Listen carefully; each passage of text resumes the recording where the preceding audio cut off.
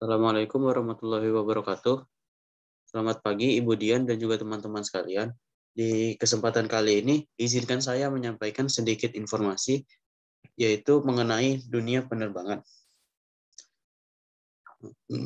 Seperti yang kita tahu, Wilbur dan Orville Wright, atau kita kenal juga dengan Wright bersaudara, itu dikenal sebagai penemu mesin terbang pertama, yaitu sekitar tahun 1903 Masehi.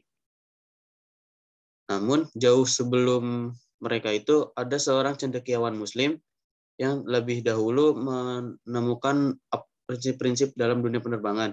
Beliau adalah Abbas Ibnu Firnas. Nah, Abbas Ibnu Firnas ini merupakan seorang musisi, insinyur, ahli astrologi, dan juga ahli astronomi yang sangat terkenal di Andalusia. Beliaulah yang pertama kali menemukan prinsip-prinsip penerbangan dan juga alat terbang pertama pada tahun 852 Masehi. Nah, penerbangan pertama yang beliau lakukan itu ia laksanakan pada tahun 852 Masehi, di mana beliau mengenakan jubah longgar yang disanggah dengan penyangga kayu. Kemudian, beliau mendemonstrasikannya dengan cara melompat dari menara Masjid Cordoba. Kemudian dengan jubahnya itu, ia terbang seperti menggunakan hang glider. Nah, di sini kata terbang itu saya pakai tanda kutip karena kalau yang dari saya baca itu, beliau itu menggliding bahasa Inggrisnya. Waktu saya cari di Google Translate itu artinya meluncur. Jadi bukan terbang seperti burung atau pesawat yang kayak sekarang gitu. Nah, tapi di percobaan pertama ini beliau itu gagal.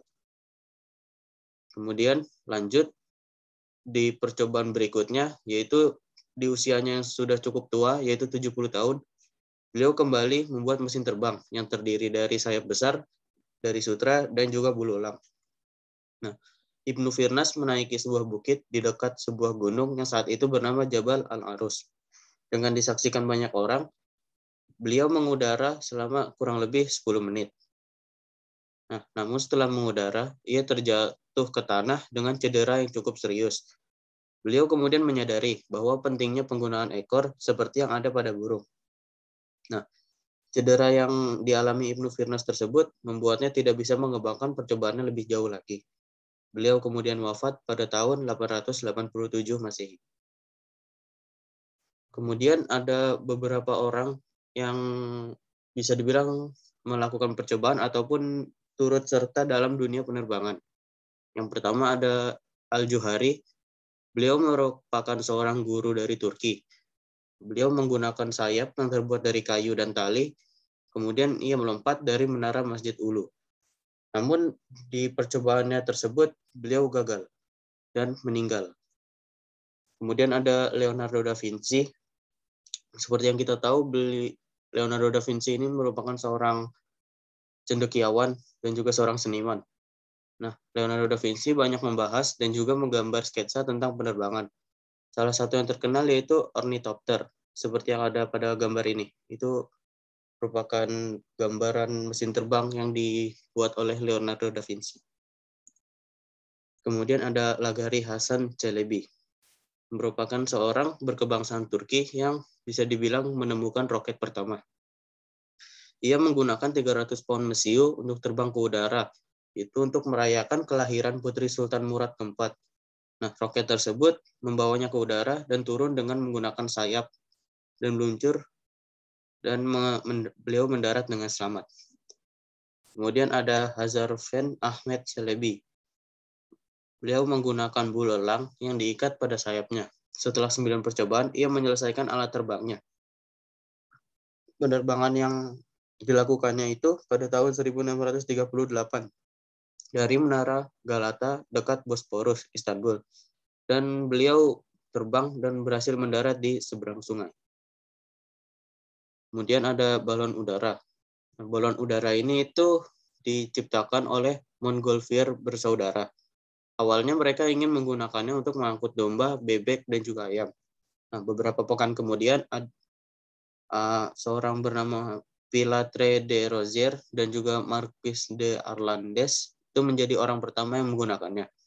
Mereka berdua menggunakan balon udara tersebut untuk terbang sejauh 9 km di atas kota Paris. Kemudian ada yang paling terkenal yaitu Wright bersaudara. Mereka berdua membuat mesin terbang yang berdasarkan seperti burung, yaitu menggunakan ekor seperti yang tadi Abbas Ibnu Firnas tersebut bayangkan.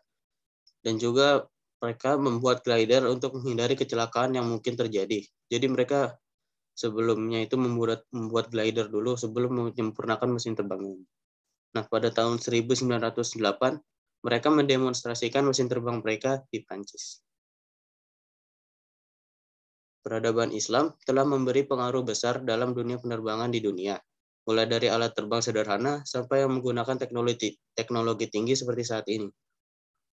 Semua ini bermula dari ide seorang pria, Abbas Ibnu Firnas, salah satu yang pertama mencoba ide untuk terbang ketika dia meluncur dengan bulu elang dan sutranya.